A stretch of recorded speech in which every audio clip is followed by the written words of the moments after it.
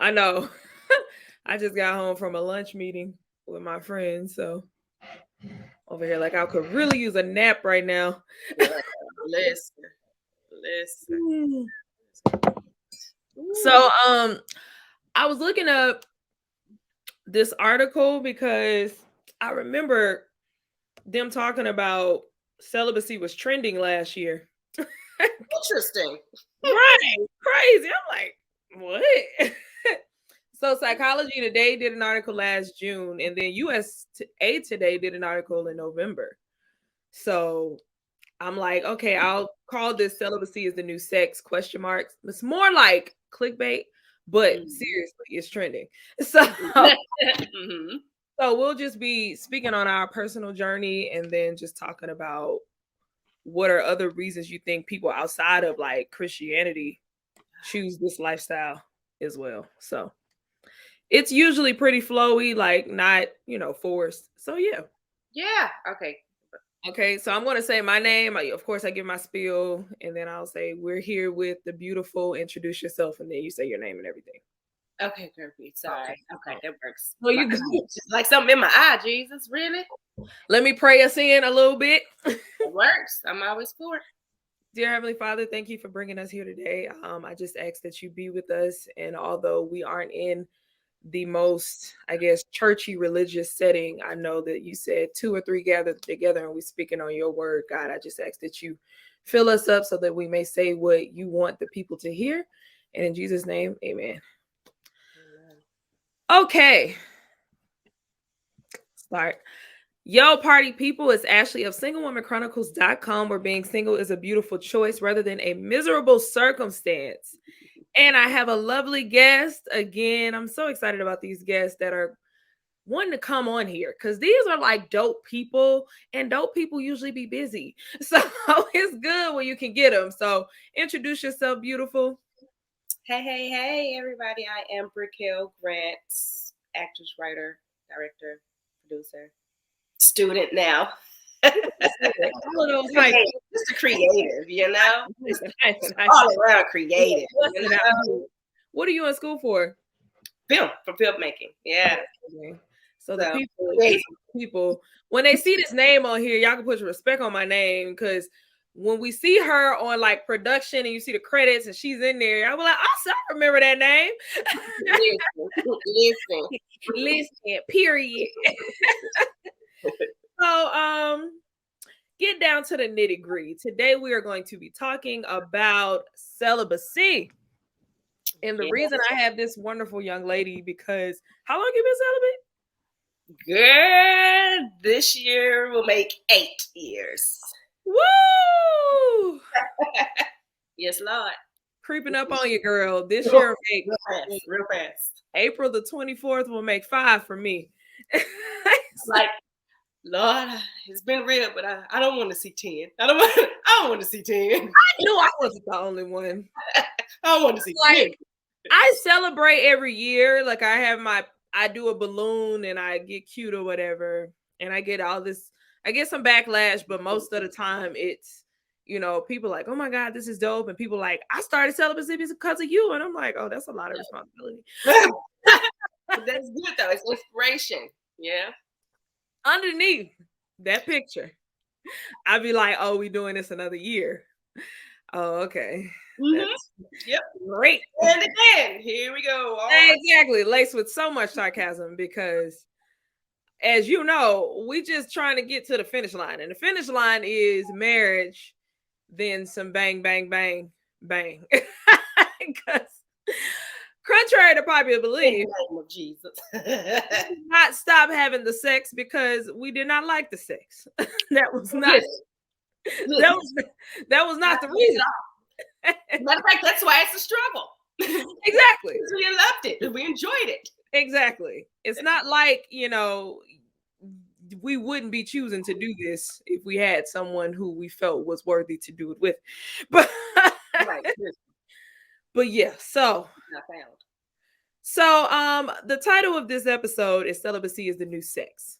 That's a bit of clickbait. I'm gonna be real with y'all. But at the same time, the reason I put that in there was because last year Psychology Today did an article about how people are actually having less sex now than has been reported for a long time. And they named reasons why. And then USA Today did a whole article about celibacy is basically the new dating trend. And I'm like, that's a dating trend for real? It's my life. Right. I'm like, I've been doing this for 5 years. Nobody put no respect on my name. Right. So it just makes me wonder, like, outside of the spiritual aspect, how people got here. But before we jump into the reasoning, I just want to know your journey to celibacy. Can you tell the people what made you choose these 8 years that sometimes feel like prison, but sometimes feel like very like freedom to the next power at the same time? Right. So yes.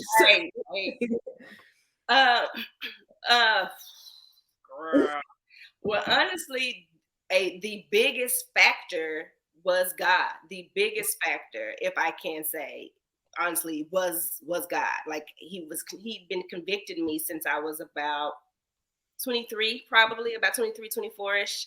I started getting convicted about it and about, the relationship choices I was in and just not wanting to keep doing it. But I was like, I don't know if I'm gonna get married. So I'm young. That really wasn't necessarily like I wanted to get married, but it just wasn't what it is now for me. I didn't understand it. It wasn't in my early 20s, I'm out here thotting and plotting, You doing what early 20s do?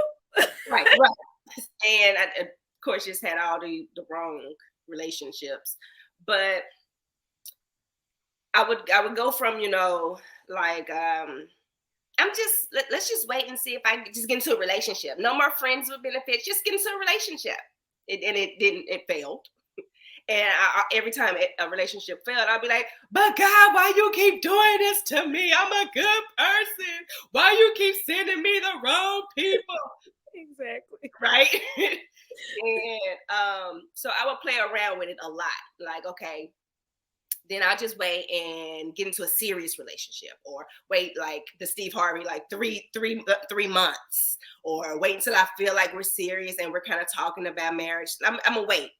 Right. And it just, each time I waited, and it just really never happened for me. And it took like, I don't want to say my last relationship because it was one before that. The one before that one was the one that kind of solidified it for me. And I was like, I don't want to keep going through this heartbreak. Sex really puts up blinders and think red flags that like I saw and then I knew were red flags, and things that I was settling for. I was settling for it because I was really enjoying the sex. Yeah, that's very true.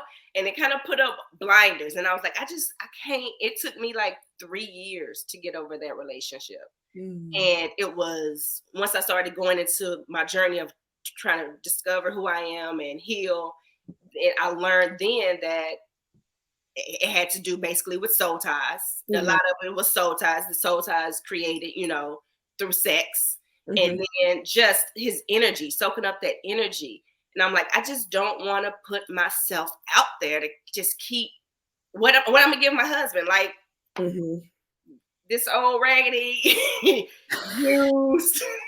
You sound like the dude on TikTok. Why would you respect a woman who got used vagina? Like, what am I gonna do? And then got all this bad energy and luggage that I'm holding on, other people's energy and luggage that I'm holding on to. And I'm like, I just ain't got time. I don't want it. Like, I started really learning to value myself. And that's really the last relationship kind of broke it. And I was like, I don't want to do this no more. I just don't. I don't want to do this. Thank God I didn't have kids with none of the ones I wanted to have kids with. Thank you, Jesus. Hallelujah. One time for the Lord for saving me from myself. And so it's like you got options. You can wait. You can keep. I'm sorry, my dog is really. She waits until I start recording to be out in her face. I literally tell my audience this all the time. If y'all hear random licking, random shaking, if the light just tumbles over or my desk, It's my dog. For some reason, when I start recording, he said, he says, it's that time for me to be on one. Like he's lit. I keep pushing her, and she think that means play. She think that means play. She really, it's fine. It is. You was laying here chilling this whole time. They wait for us to be in the middle of something, and then that's when they want to wild out. They smart. It's funny. How old is your dog? So childish. She just turned 3. Yo, yeah, she got a lot of energy. That ain't happening. She get up on nerves. Sorry, so sorry. Where was I? Jesus. But yeah, we were just thanking Jesus for his covering grace for not allowing us to be pregnant by any of these fools. Hallelujah. They say he watches over babies and fools. Exactly. And we were foolish. Yeah. But yeah, mine is similar to yours. It was conviction before because I was stuck in just a cycle where I was like more so addicted to sex because it was like my drug. So it was what I would use to cope with things. So I could never just do the whole I'm gonna wait till I get in a relationship. I would always end up with the bang bang because I would rationalize in my mind, oh, it ain't gonna mean nothing to me. And I'm not gonna lie, there were some sexual encounters where they didn't mean anything. They were literally just me getting what I wanted and then ducking off. And I hate when men, it was like a game. Right. And you know, I hate when men be like, well, women have sex, it's emotional. No, it ain't. No, especially in this city girl society we living in, they don't care about you. It's very transactional these days because a lot of people can devalue sex to the point where it doesn't matter. So people have to stop saying that. But yeah, it was moments that it was like that. But then I just felt so bad after sex. Like I just felt disgusting. I felt like I didn't know myself anymore. I felt confused. I'm like, geez, this little 3 minutes of passion. This little 3 pumps. This little pumps in the grind. Like, what are we doing here? This little 3 pumps in a circle out here. And really, when you do come, it's like 10 seconds of passion, and you're giving yourself away for that. This is what this is for real. This is what we doing. This is what the streets. It's funny you say that because I remember when I first started trying. Like, this isn't the first time I've tried to be celibate. This was actually probably the 3rd or 4th time. So the first time I tried, I remember I started. It was a fast. It was fasting for me, and so I was like, no sex. And there was this. I had a neighbor, and he was refining me, and it's the way you scratch your head. And like we would flirt all the time. And he caught me slipping one night, and I remember leaving his apartment, and I went back to the house, laid on the couch, and cried.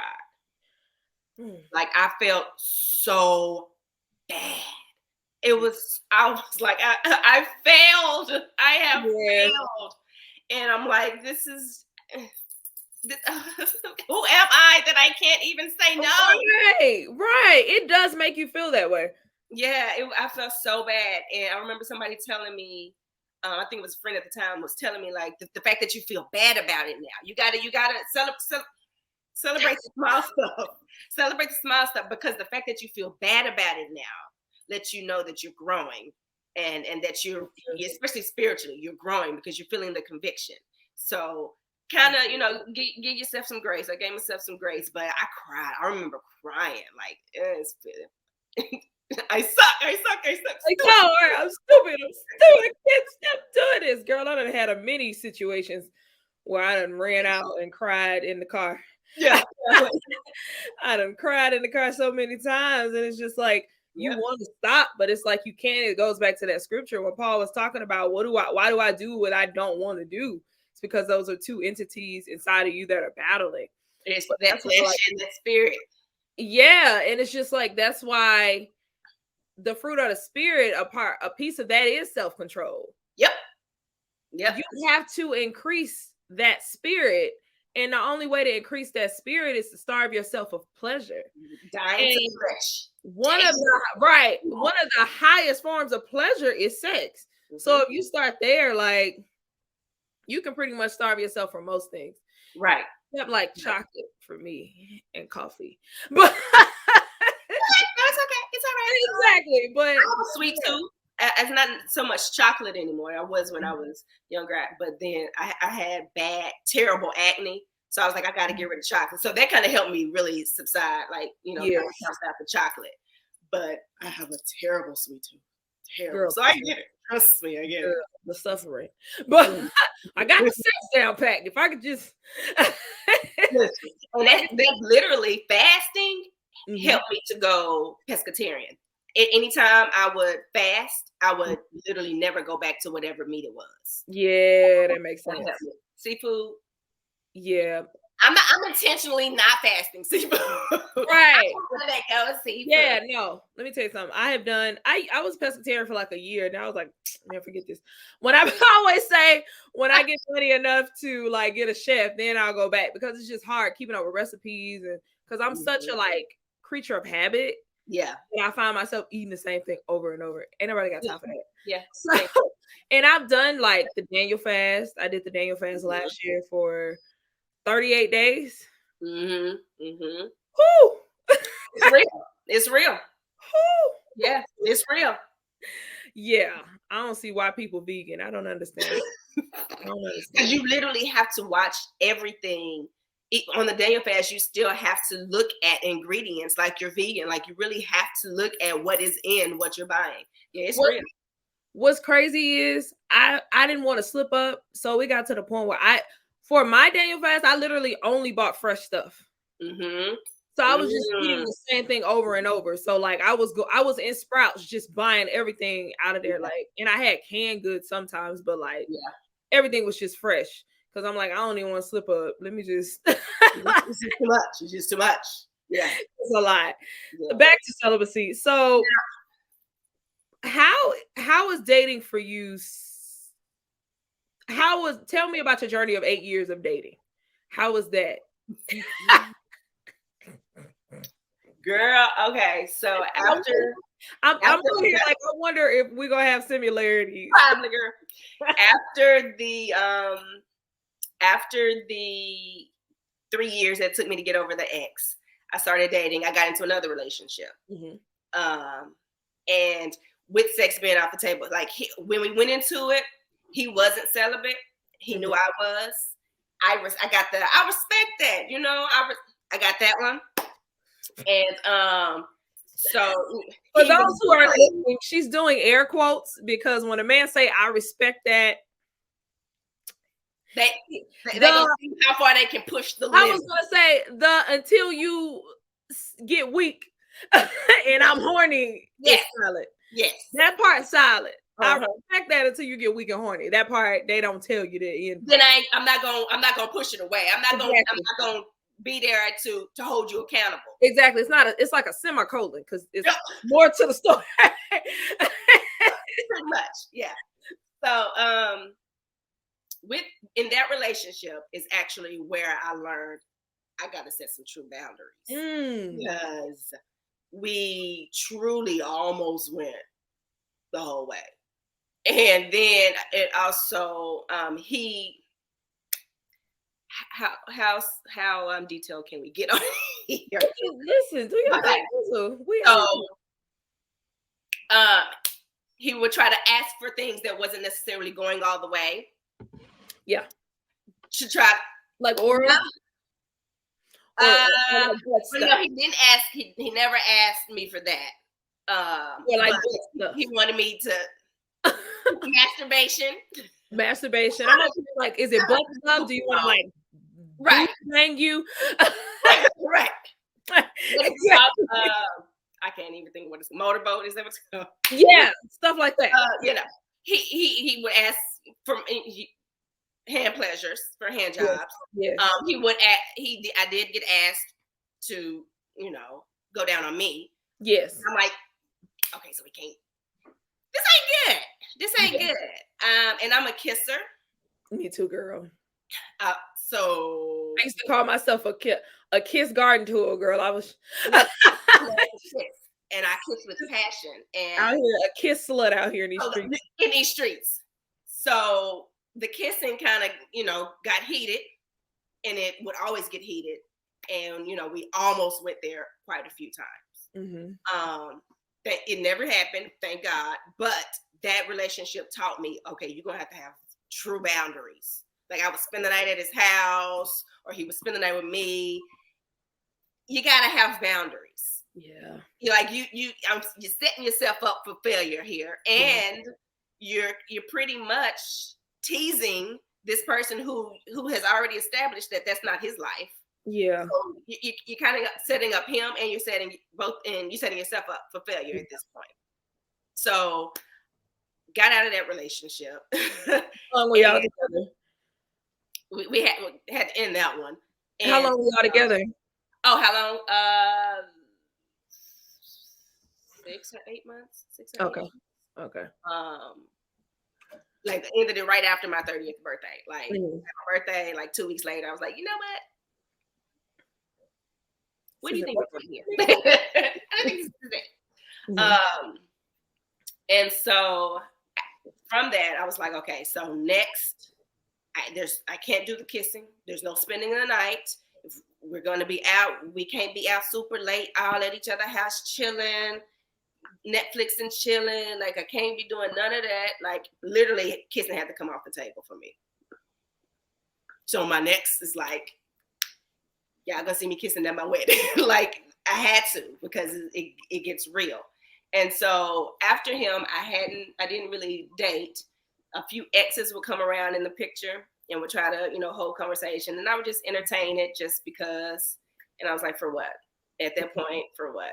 Like, I'm not even the same person I was when we were talking. Like, this is kind of nonsense for me. It's kind of boring. And I went on one date with the guy I met. And this guy was like, he would sit and, because, I was God-fearing. And he would sit and talk about, I got discernment, I got this, I got that. And I prayed for you. I prayed for a woman like you. And he hit me with your hips, your breasts. I was like, what? That's what you pray for? He hit you with the rap song. Hold on. For me, your hips. And he was doing that. I was like, say what? Because he was a trainer. I'm like, say what? Give me some. Who told you to say this? Because I feel like you went to somebody and was like, hey, all right, listen, it was this God-fearing woman, and I need to see church. What can I say? Exactly. I'm sure he didn't pray for you. Right. I feel like he didn't tell him to say that. He was like he was freestyling at that point. He got to pray for you. He got to pray for you. But then his self couldn't help but come on. He had to improv. Say what now? Hello? That is so funny. And I told him, like,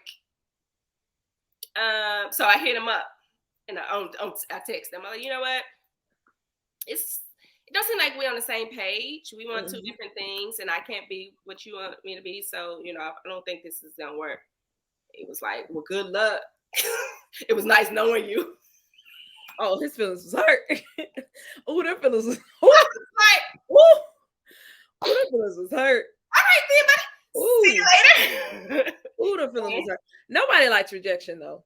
Like, even because I feel like rejection is necessary because like if I'm not interested in you, would you rather me just ghost you? No. Right. But nobody wants to be the dumb fee. They want to be the dumb part. Right. I'm surprised he hit you with I was gonna text you the same thing. You beat me too. And he hit me with good luck. Nice knowing you. Have a great life. It was nice knowing you. Give me to have a great life for me. Salty, huh? Salty much? Salty. Yeah. He was mad. And that was literally the last date that I had gone on. And that was maybe 3 years ago, 2-3 years ago. That was the last date that I have gone on. Because I'm like, you meet guys out, and I never meet the guys I never meet the guys with potential. It's always that, hey, you got a man. But they don't present much. Yeah, I know. You know? And to anybody, I'm like, yeah, I got a man.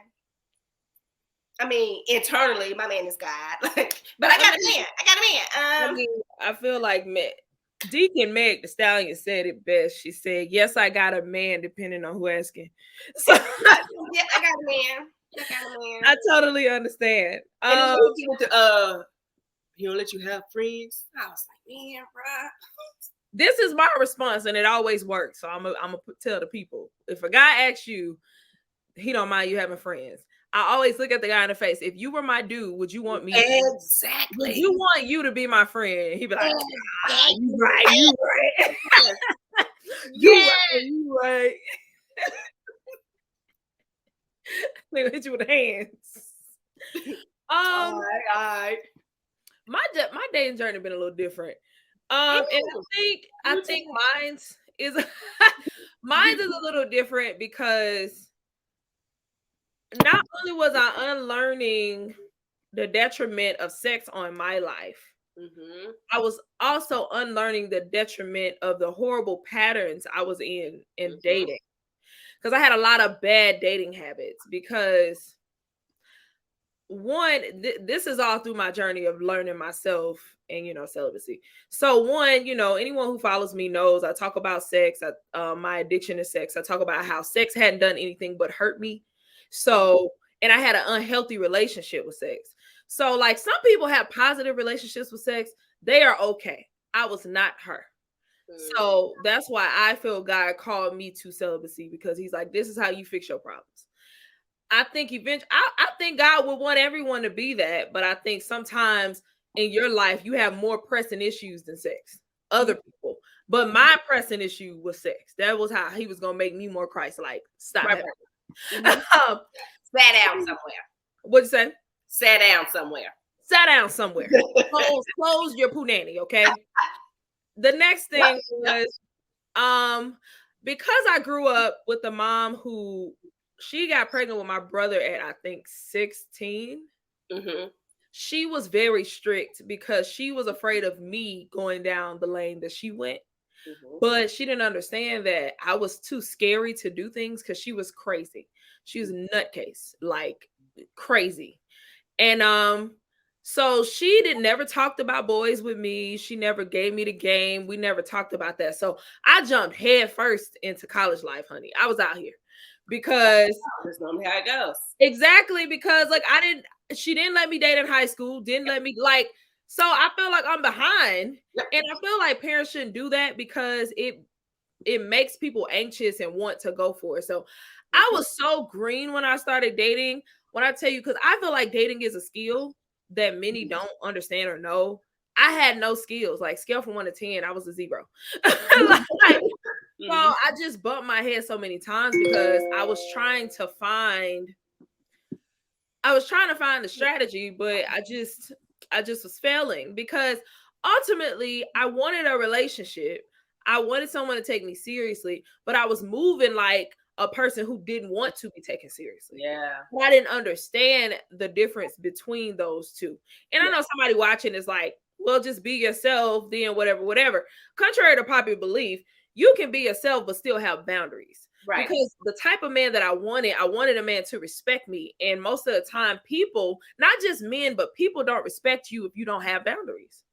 And I really didn't have many because I was out here wilding. So coming off of sex, the first year I was dating someone, I tried like you and ended up having sex with him because he was another one I respected. I respect it, but he hold you accountable. Listen, no, baby, no, right? No, you said as soon as he saw an opening, he was like, "Yeah, I got her." And of course, I had sex with him, and afterwards, I cried. Yeah, he was like, "I'm so sorry." And you are not sorry. No, you ain't. And we started seeing each other, but it was like the conviction was so heavy, and I knew he ultimately did not want to stop having sex. So I knew that was something him and I couldn't be together. So Right. I was like, okay, bye. So after him, I realized I'm not strong enough to date and be celibate. So I just took a break after that. So for like a year. So then the second year, I'm like, okay, I forgot to mention this. I had been reading The Wait. And then this was around the time when Sierra and Russell got together. So Megan Good and Devon, they were together for like, I think like it was like a 9-month span when her and him, and I'm like, oh, that's only 9 months. And then with Russell and Sierra, I think that was like 6 months. Yeah, so I'm thinking God is preparing my husband within a year. Like I gave him I gave you extra time, actually. Like they got 6 and 9. I'm giving you a year, Jesus. So I don't really understand why I'm still dating out here and this is stupid. So I was meeting people, but I was kind of trying to find my flow, because when you are celibate, we understand we live in this super sexual world. Mm-hmm. And sometimes we will lead with the fear that if he knows I'm celibate, he's going to leave. Mm-hmm. So we put that on the table too early instead of leading with your qualities and who you are and just allowing the sex to be like something else. Because truthfully, I don't be knowing this whole lie, like you'll know in 5 minutes if you'll have sex with somebody. For me, that's not true. Because I've met people in my lustful state and be like, the tree keep hitting you in the head. Like, everything bothering me. That is so funny. But my lustful state will be like, oh, he's fine, I'm attracted to him, I would love to take him down, but that doesn't mean I'm going to, if that makes sense. Like if I was having sex, that doesn't mean I'm going to take you down. And there have been other people where I'm not really attracted, but their vibe was so good over the course of time that I would take you down later on. Yes, so now I'm at the point where I only bring up celibacy if by the time we were talking, I would have had sex with you. Mm-hmm. So you see what I mean? Because I feel like you should not lead with that. Because a lot of people be like, you need to tell the first date. Why? Because I've had several first dates with people when I was having sex that they would never get this punani. Like, this is just me getting to know you. Mm-hmm. So when I first started dating, I just was leading too much with the fear of, oh, he's not going to talk to me after he learns I'm celibate. So it would be like we will be eating or hanging out, and like the second sentence would be like, oh, I'm celibate. See what I mean? So I went through that stint, and a lot of guys, they rock with it. And this is what I think. This is why I think, because they're not going to tell me the truth. One, when men hear she's celibate, they hear she's not having sex with anyone. But they missed the part that she's not having sex with me either. Good, so she's free. Right. They be like, oh, she's not giving mine to nobody because men are territorial. But they're not thinking she's not giving it to me either. So that's one. The second thing is a lot of women claim to be celibate because it sounds good. But a lot of men have spoken to women who be like, I'm celibate on the first day, and they're busting them down by the second. So they're trying to see. A lot of the times they're taking it lightly because they're thinking like, she lying, or I can get her. Every dude thinks it's going to. Yeah, it's a game. So it doesn't make them leave. Actually, it actually intensifies. I've had one of those too. Who literally was like, he was gonna see. Exactly. It actually, unfortunately, for people like us who are actually celibate, it intensifies the chase. And it makes you think that they actually want you, but that's not the truth. They just want what you have between your legs. And then eventually, at a certain point, they'll realize, like, wait, she's really not having sex. I need to abort mission. So they'll figure out a way to abort the mission. But what's crazy about men is when they know, I don't know if it's necessary. I think maybe a little bit of it is like they know that you're a cool woman. They know they rock with you. You're attractive. You just got everything they want, but you're not having sex. They'll still try to keep you in their back pocket. Yep. Just to see, like, okay, when I'm done sowing my royal oats, she could be the one, but she's just not the one having sex. Right. Not right now. I'm gonna be out here. I'm gonna just hit her up on every like 6 months and holidays to see what's going on. So that's yes. Yeah. Happy Christmas. Happy New Year. And so that's been a lot of my dating, just the whole being a lot thrown at me in the beginning and me getting sucked into that and then realizing, oh wait, they lying. So I've had to say, for a man, you can only pretend for so long, but for so long. Let me tell you something. Usually the pretending lasts for 3 months. When you 3 have months max. When you having sex, it lasts for 3. When you not, it lasts for 1. If you are celibate and you get past that 1, I'm about 80% sure he's telling the truth. If you get into like a 2 month, but 3, you get past 3, he's probably close to proposing. Because my last relationship, I told you, the quotation guy. Mm-hmm. We lasted, like I said, I don't really count. Somewhere between 6 and 8, and there was nothing but his true self. The inconsistencies started showing up around month 2.5, 3. Exactly. And I told him up front, like, the biggest thing for me is consistency. Because in my past, anytime a guy starts being inconsistent in what he's saying and what he's doing, I know something ain't right here. Yeah. Women, we always know. We be knowing. Something ain't really right here. But that sex being the blind, they're like, well, maybe he was just, or maybe he was going to. Mm-mm. So I think 3 months. 3 months top. Sex or no sex, 3 months tops, you'll know for sure if he legit or not. Listen, Steve Harvey was in his bag when he told you that 3 months. 3 months is legit. The 3 months is it. Yeah, because you can only lie for so long. Exactly. But one thing that did shake me about celibacy, I had this false belief that this is a myth, that the only reason I was hurt in dating was because I was having sex. But that's very untrue, because you can emotionally attach someone without the sex.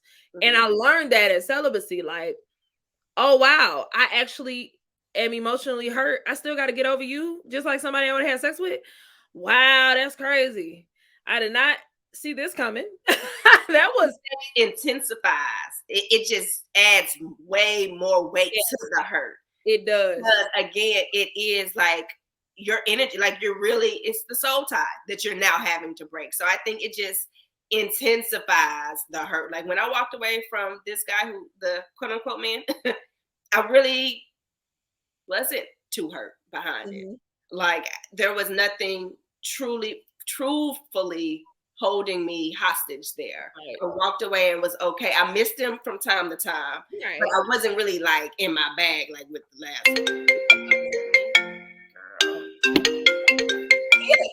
Your face. Because I'm in D&D, so how this right, got around my D&D.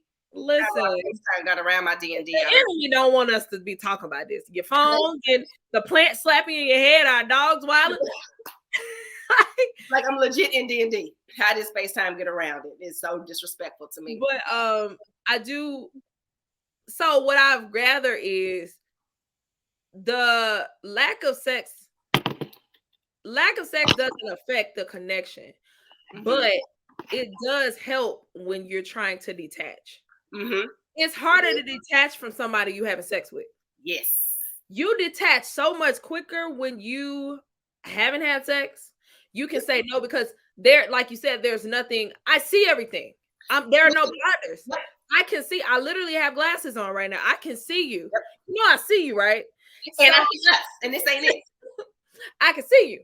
I definitely see you. Yep. So I definitely agree with that. But I want people to understand that just because you're not having sex does not mean that you can't fall in love. And yes, you can.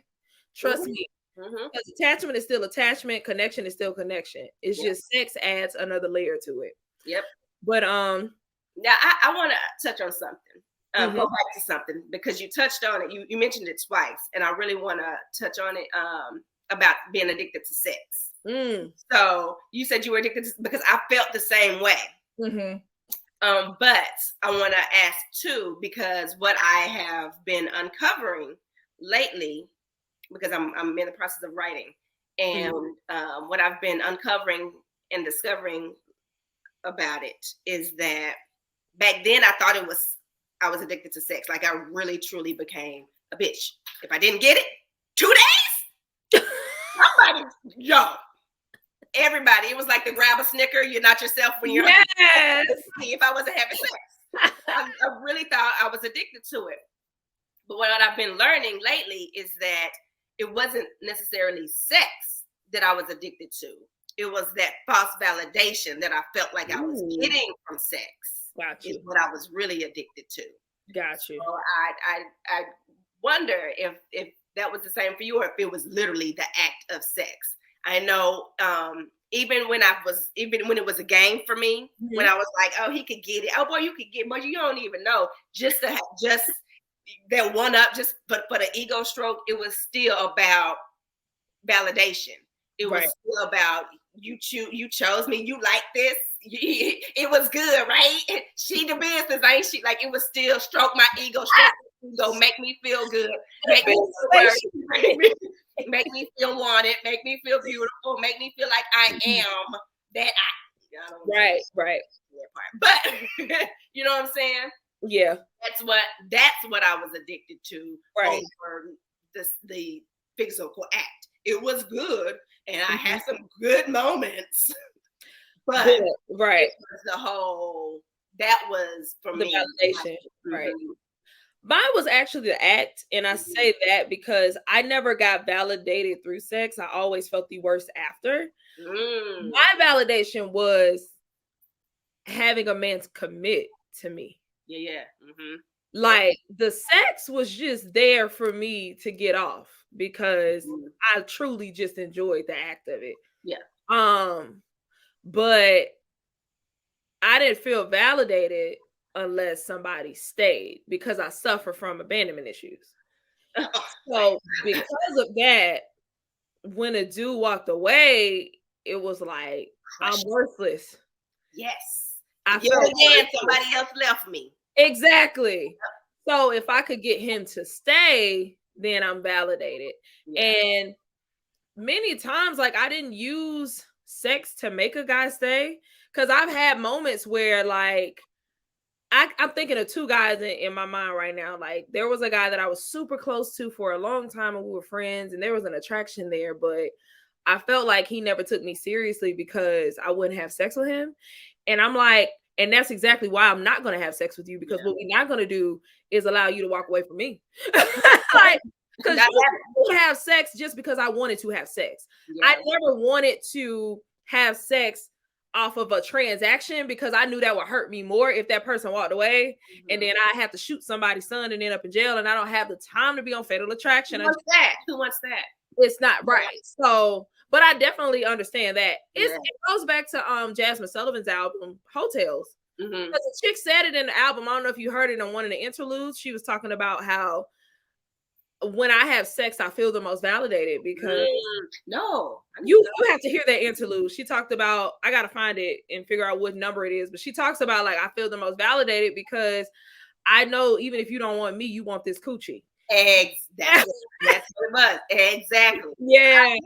I remember a guy, I was like 21. I remember a guy and we would go out. He would, all the time. Like we went on dates. And, I would go to his house and spend the night, but he never tried anything with me. He never tried. He was kind of a gentleman, honestly. Right.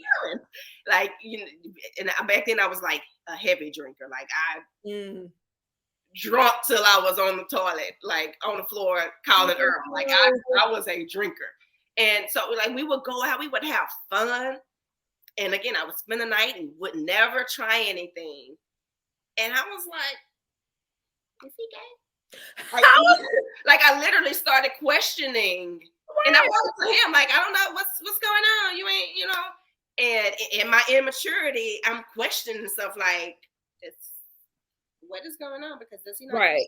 like, am I not okay? Something's wrong here. He got to be gay. He got to be on the down low because I had just moved to Atlanta.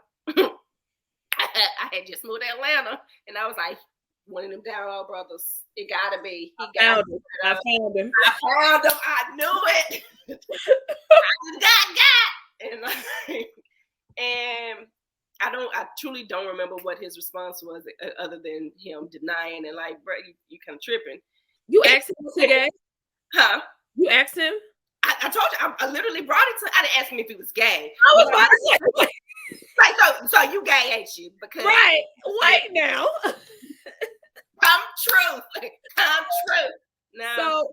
So what would you tell your 21-year-old self now that you're past that addiction to the validation?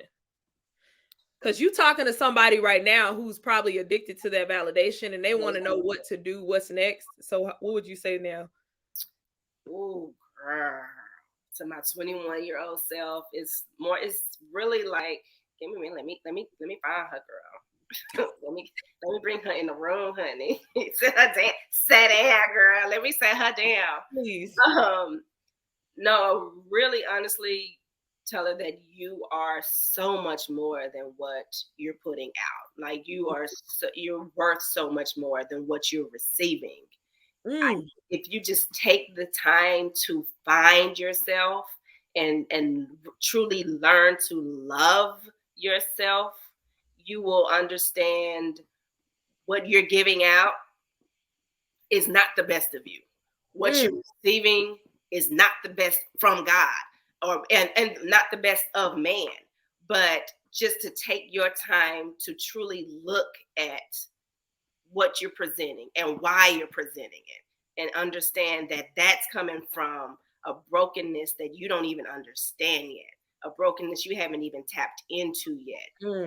Just to start uncovering what those feelings that you're feeling. Why do you feel like you're not worth it if somebody doesn't want to have sex with you? Why do you feel? Why are you asking a guy to tell you that he loves you during sex? Why does that make you feel wanted and make you feel worthy just because you hear somebody? It could be a lie.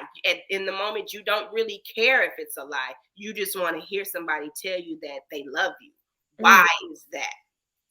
Why is that? And know that comes from a place that needs to be healed, needs to be addressed, needs to be tapped into, pulled forward, acknowledged, and cast away, because you are so much more than sex. You're so much more than what's between your legs. Like, God has gifted you with so much more. You have way more to offer any man, way more to offer yourself, way more to offer this world than just some good head, some good cat, like, you can back it up, because you can twerk on it, because you can, all these tricks you can do. The right man would appreciate that in all of you in the right time. So that's pretty much what I would tell her. Beautiful, girl. I got chills over here. I'm like, Holy Spirit, you are welcome here. Let's pass the collection plate around. Bridges, dog, get. Girl, that was so good. Somebody needs to hear that for sure. Like, somebody definitely needs to hear that, because of the society that we live in, where like it's so over sexualized. Oh my God. But I just wanted to add on to it, just for the girl who enjoys the act of sex and thinks that, oh, because I enjoy sex, I should be able to have sex. And I don't know why I feel bad afterwards sometimes, but I just do. Something is broken in you and you're trying to use sex to fix it when sex broke it. A lot of the times we don't realize that sex takes a level of innocence from us, and we try to replenish it with more sex because we think that sex is the cure, but it's not. It's actually abstaining from it and trying to understand who you are, why this does what it does, the emotional impact that you're having. But you can't do that until you remove sex from the equation. But sex is comfortable when all you've been doing to feel better is that. So it's very uncomfortable to stop having sex. My first year of celibacy almost took me out. Like the hardest year. Y'all, I literally almost had sex 1 month before my 1 year no sex anniversary. Literally, dude was naked on top of me. Naked on top of me, y'all. Y'all hear me? Penis right here, my vagina right here, y'all. Like it was about to go down. And in the midst of it, I'm covering my dog ears. And in the midst of it, I'm praying like, all right, you said that you will provide an escape. I need you to provide an escape, Jesus, in my mind. And then when it was about to happen, the Holy Spirit literally said, get up. And I got up. And he was like, yo, what just happened? He was scared. He thought I was like, did you not want that? What's going on? I'm so like, but I said all that to say, like, yes, it's really hard. It's very, very hard. And you think it's going to be better, but it's not. So if you just stop, take a moment, find yourself, and find what else fulfills you besides that, you about to change the game. Listen. You're going to change the game. Listen. You're going to change the game here. And then when you get married. Yeah, listen. And you know, my husband don't even know what he got. And my husband don't know what he got coming. You don't even understand, because this is what I be doing. I be at the gym learning my back arches. Because I'm not kidding. I be like, let me see this arch. I need to get that back arch game down. Back arch game strong. I need to get with you. I need to get it together. Strong. And then, you don't even know. I really be at once a week. I turn on a twerk song and just be in here twerking. Because I can't lose what I've been blessed with. I gotta know. You gonna see twerk. I need to go horseback riding. I'm feeling very much. I just need to awaken things, make sure that I'm still good. I'm sure you are. Make sure I can still literally get back on the saddle. I'm pretty sure it's like riding a bike. I'm pretty sure it is. I'm pretty sure you just don't forget those skills. I'm pretty sure. So we done went through our whole stories. We done preached to the people. So going back to this whole celibacy is trending. Outside of the spiritual conviction, because both of us, we became celibate because we have a close relationship with God. And that's just what it is. God required it of us anytime we try, because I've tried to break celibacy.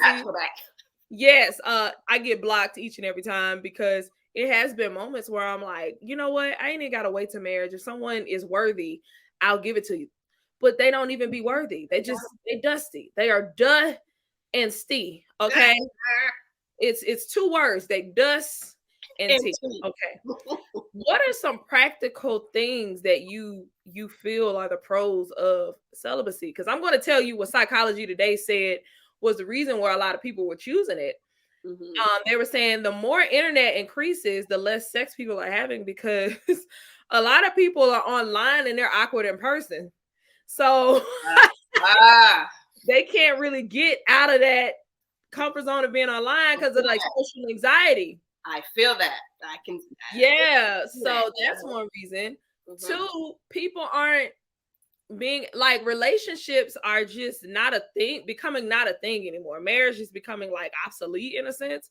Like people are just not wanting to choose that because of the world we live in. Although all of our favorite rappers that talk about sex is married, but and most of them not to thought boxes either. It's like wholesome. It's like, come on, man. But yeah, so a lot of people are just not in relationships, and it's easier to be celibate, of course, when you're single. And then they're talking about money. They talk about people out here broke. Ain't nobody trying to have sex. They're trying to get this money.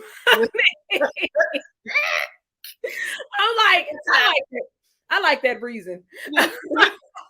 Enjoy that reason. But they name like other ones, but those were the ones like I think and understand as a person that's single, because some of them was like kids and things of that nature. I'm like, I ain't got none of them, so whatever. No. What do you think are some practical reasons a person can or should choose celibacy? Practical reasons. It's practical. I feel like if you really want, aside from spiritual conviction, Mm-hmm.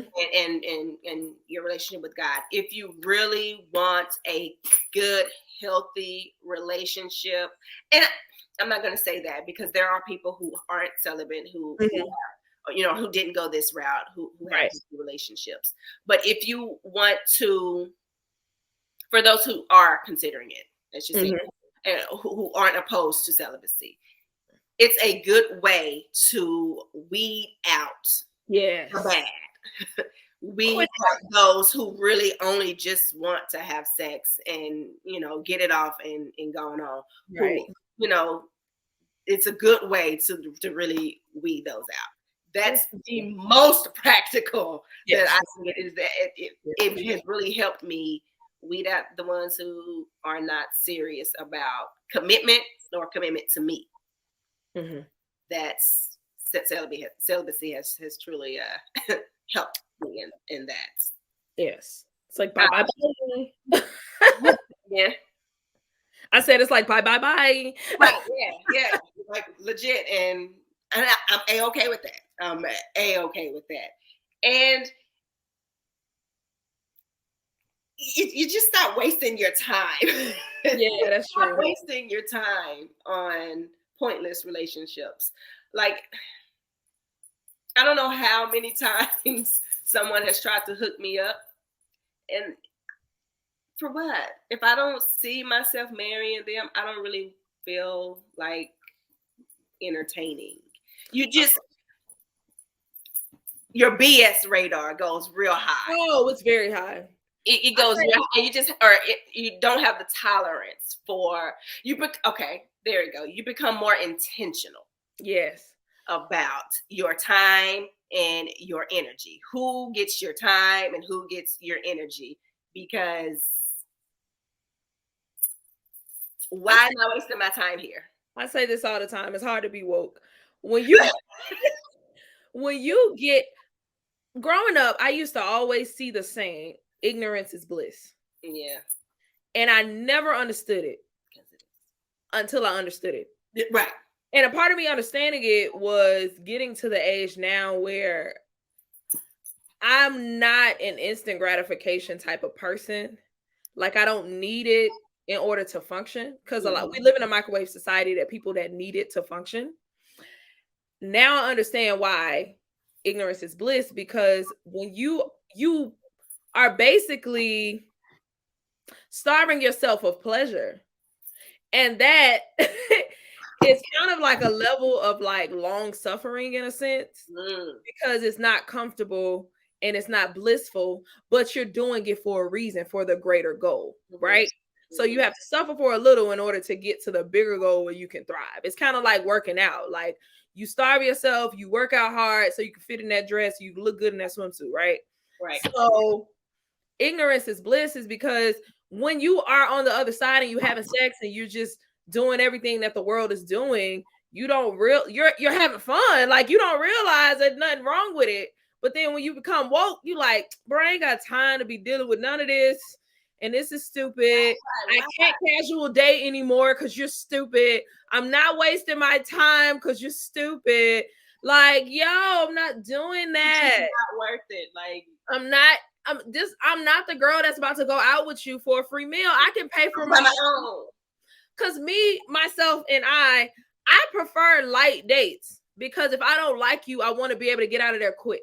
Meaning, my first date, let's go to a coffee shop, because we can finish that coffee within 15, 20 minutes. And if I don't like you, I can get up out of there. But now we at the restaurant, we waiting 30 minutes for the meal. No. I like to eat, so I don't know. No, let's go to some ice cream or something. I'm not about some yogurt. Froyo. Not doing it. But yes, I totally agree. Another practical thing I would say, one is just I have male friends who do like what is it? Dry November. Things of that nature. And they do it for focus. Mm-hmm. You want to hone in on things Yep. and discipline yourself. A very practical reason would be like that. Yep. To be celibate, even if it's not for like a long period of time, but just to really focus in and like put everything down, especially for men. If you're trying to reach a goal or something, like put that down off the table and focus in, get that discipline together. Yep. You're gonna reach that goal quicker. you don't have to worry about, who gonna get it, when they gonna get it, how many times I'm gonna need to get it. And you don't have to deal with the issues of whoever you giving it to at the time. The emotional, that's why a lot of the times I don't date, because as a creative, I can't create if I'm emotionally drained. Yep. I can't. So if I'm arguing with somebody raggedy dusty son, I cannot. Raggedy dusty son. So I would rather just put myself out of the game, focus on my focus, get what I need done, than be dealing with somebody raggedy dusty son. So yes, raggedy dusty, raggedy dusty, because that's usually what I be dating, and I'm trying to change that. I'm on a journey, unlearning my type right now. So yeah, it's just not raggedy dusty. Another practical thing about it, I think I forgot. I think we covered it. Just focus that. What was another one? I don't know. I'm gonna have to write it in the notes at the bottom. Right. I feel like I'm missing one too. Huh? I feel like I'm missing one too. Yeah. But we expressed a lot of things, and I can kind of understand. And I think it was crazy in the articles, because you would think with such an over sexualized society we live in, like back in the day, you would not see strippers on TV. You would not see penis flopped around or vagina flopped around, especially on like network TV. You had to get cable. The B-side of cable. And I was watching Euphoria the other night, and Euphoria's second season really shook me. And I'm like, I did not need to see that many naked penises, because I wasn't expecting that. But again, still like that's still, what was it? What does that come HBO. But back in the day, even that HBO wasn't showing that unless it was HBO After Dark. Yeah, or the B-side. Tip drill was this big deal. Tip drill could come on right now at 3 p.m. Yeah, it used to come on after dark. And nobody would think nothing of it. They were like, oh, this is a fire video. Yeah. But I'll take you back even further, like early TV days. Like they weren't even sleeping in the same bed. Wow. Like, they wouldn't even have them in the same bed. Okay, I'm kind of probably showing my age. Oh, no. Classics.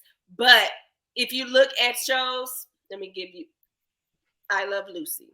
Okay. Like early on, they weren't even sleeping in the same bed. Like back in the day, TV, they wouldn't have it. It wasn't that sexualized. But I'm gonna come on back this generation. Sorry. Girl, you did. We got people. Sorry. But yeah, so it's just like, I would think more people would be having sex, but they were just saying like porn actually has a lot of people, and that's why a lot of these men is trying too many things and thinking they want polygamy and threesomes when they can't even handle a pleasure one woman. That'd be the confusing part for me. But you were that one. Right, you can't even make one happy. Like there was this one guy who tweeted, "Women don't come. It's impossible. It's scientifically proven that they can't." And I'm like, if you've never made a woman come, just say that. Polo tink tink. But yeah, like, so it's just like ridiculous. But yeah, I think I love a good TikTok. Just from the people on TikTok who've chosen it outside of the reason of like religious, they're just tired. Like a lot of women are just tired of wasting their vagina on people who don't matter and who don't value them. Yep. So if you want to just take a break and you feeling drained, take the coochie off the table. Yep. You don't even have to be celibate. You can literally just be like, I'm not having sex until, and just keep that to yourself. Because like you said, you're able to weed out the people who are there for you and the people who are there for the vagina. So you're stacking your numbers, and you ain't. What's your ROI? What is your return on the investment? What's your Like, Gucci, what are you getting? Because you stacking these numbers up with your partners, and they ain't giving what needs to be given. No. And like, if you are a person who's just free and you enjoy having sex and it don't make you feel bad, do your thug business. I'm not saying nothing about that. I'm talking about people who are considering celibacy, because when you start considering it, you didn't just blindly one day wake up and say, I want to be celibate. Something happened. That's who I'm talking to. Yeah. Something happened. Yeah. And you like, maybe I should take this sex thing off the table because it ain't doing nothing to help me. It's just hindering me. Yeah. And it's just no. Yeah. It's funny that you said the title of this episode is Celibacy is the New Sex. I truly feel like celibacy is the new black. Oh. Like, everybody wants to do it and it sounds good up until it's time to be it. Everybody want to be celibate until it's time to be celibate. Girl. Until they want to wear the title, but they don't want to do it. Everybody want to be celibate until it gets down to the real. To them lonely nights come. To that nice looking neighbor. The nice looking neighbor come. Nice looking neighbor. To your ex slide in your DMs. Hey, big head. To Christmas, to the wintertime, roll around cuffing season. Valentine's Day, Valentine's Day right around the corner. Valentine's Day come around and you looking at everybody getting their flowers and balloons and their cards and their trips and their jewelries, and you looking at all of these relationship goals. Everybody want to be celibate until it's time to really be in these streets. Going on 8 years. Now, 5 years. Dusty. I mean, honestly, and it is tough because it does affect dating, because when you get to that level of celibacy where you actually are waiting for marriage because you've gone so long that you just don't see the value of waiting this long without a ring. Mm-hmm. You just don't understand. The math don't be mathing. So it's like, I've gone this long, so I can't entertain anything that doesn't lead to that. So you turn down so much. It's not that we can't get a date. Yeah. It's not that we can't like be in a relationship. Yeah. But it's just like that relationship would just be passing time. Right. Because listen, we get bored. We get tired. A lot of girls who started this journey with me and that ended up, having sex in relationships, they just got tired. I get it. I never judge them because I'm like, I too was trying to do that, but I keep getting blocked. I just keep getting blocked. Jesus just keep coming in like a combo and just. So it gets hard. It really gets hard out here. I know some who've given up and just like, this ain't for me no more. It's not. It is not. I get it because it is not easy. It is not easy. Oh, it's not easy. And I'm not saying that it's not guys who don't, want to do it, or it's not guys who are willing to wait. There are guys who are on their own journey. Right. But then also you realize, going back to the whole, your blinders are off. You realize how emotionally unavailable a lot of men are. Mm-hmm. And it's not necessarily their fault, because we live in this culture that's so misogynistic that they haven't been given the space. And I feel like we're in a time where that's being addressed. So I think the new generation. Thank God. Thank God. We're in a space right now where men are getting their healing. Yes. Because when he comes to me, I need him to I need him whole. I need him in therapy, at least have taken some therapy. I need him open emotionally. I need to see men getting healthy. It's good to see men addressing issues and really being open about what they're going through mentally, emotionally, spiritually. It's good to see that, especially Black men. Oh, it's so good to see. It does my heart good. It's so incredible. See these men out here really finally doing the work. Because when you realize that when you take sex off the table, that emotional connection is needed, and Yep. it's needed faster than it would be if you were having sex. So you get to see like, oh, this man ain't ready. It comes faster. Yeah, You really connect deeper, and there's a more genuine connection when sex is off the table. exactly. Like, because we're not rushing in to get in the bed. Like, yeah, Right. you still may feel the fire. You still may have the attraction, and it's okay to acknowledge that attraction. That's good. You want that attraction. Okay? You want that attraction, but you get to really connect on a deeper level when sex is off the table. Very And much I so. love that. And you get to see that a lot of these men, they lead with their representatives and they're faking it, and a lot of it's just fluff, because a lot of men, to make you feel like they're emotionally available, they will tell you things they think you want to hear instead of actually listening to you and connect with you. So they'll become the guy they think that you want them to be, and that's not actually the guy that they are. Yep. And I've dealt with so many representatives again, Yep. because men throw everything at me because they're like, I'm going to get these panties off her, and they don't. So, so it's just Yep. but I think we've talked about a lot. I feel like people can pull from this and get it. Do tell them about your documentary on YouTube. Healing Me. My Healing Me documentary. Yes. If you look on, Email me the I link. can send you the link. Yeah, send me the link and I'll put it at the bottom. Yeah. Okay, I'll do that. I'll send you the link. Because if you type in Healing Me, ain't no telling what to come up. It'd probably be so much to come up. So yeah, I'll send you the link to the series. Yes, ma'am. Explain a little bit about what the series was talking about. So the series interviewed 6 people, including the lovely Ashley. I was there. Interviewed 6 people, 3 men, 3 women, just touching on your healing, your journeys to healing and wholeness, and what that's looked like for everybody.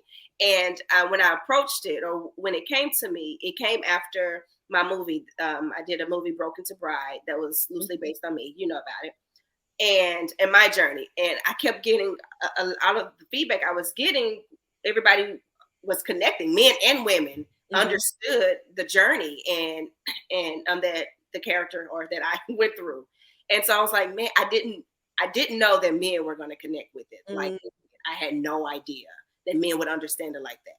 So that was great. So I was like, okay, I want to do an interview of men and women, because I would love to see the aspect of a man as well who's going through their journey, because they don't get that open forum. This was before it just like blew up. Right. Like all of a sudden everybody, which is great, everybody's going through it, but I wanted to tell stories from as a man's perspective as well, to show, what did you go through? How did you, what was your cause of brokenness? How did you overcome it, or how are you overcoming it? It's like each one heal one, each one teach one type thing. Yeah. Like, what did you do so that other people can pull from, or be inspired by your story and pull from what you use, your tools. What are your tools? And that was kind of the idea or the purpose of it. And everybody gave great interviews on, what you guys' journeys were and what caused the initial brokenness, and how you're dealing with it, how you've dealt with it, and what your perspective is on therapy, how therapy has helped, or if anyone is in therapy and things like that. So that was the gist of the series in a nutshell. And I learned a lot from it, because I learned that all of us, even men and women, and as many women and men that I did, the 6 of you, everybody's brokenness kind of still stemmed from childhood. Like, of course, everybody's issues stem from childhood traumas, but it was interesting the absent father that was in everybody's story, or the father issues, daddy issues that was in everybody's story. So I learned a lot from that on how connected we are. We all have our own journeys and own stories, but how similar and how generationally broken it was. How I did one of the episodes was just everybody coming, everybody talking about the pattern of the stigma of therapy in the Black household, and everybody literally had the same upbringing. What happens in this household stays in this household. So nobody was ever getting help. So that's was enlightening. I knew that it was in my household, like what goes on this household stays in this house. But that's like that's like the Black household monster. Right. So it was very interesting, eye-opening for me, even just putting it together was eye-opening. So that was healing me in a nutshell. Awesome. So if you are listening to this, go to the YouTube video and then you get to see the links underneath so you can get this. Let them know how to follow you on social media.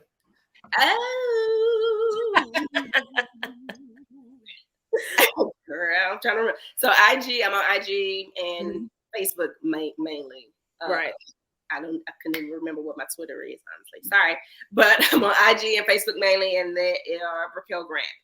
BriQu'Elle Grant. BriQu'Elle. Well, you see it. Yeah, you see it. I'll put it in the description. If you listen and look at the description. So yeah.